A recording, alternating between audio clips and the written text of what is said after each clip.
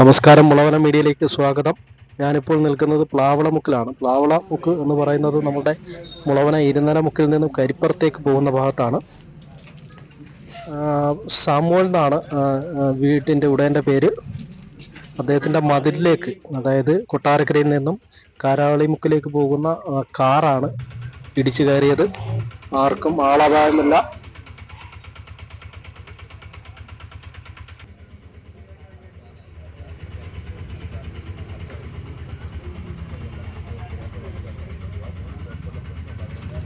നാളെ തൊട്ട് വണ്ടി മാറ്റി ഇവിടുന്ന് മാറ്റിയിട്ടുണ്ട് വെട്ടി തീർന്നിട്ട് വണ്ടി എടുക്കാം.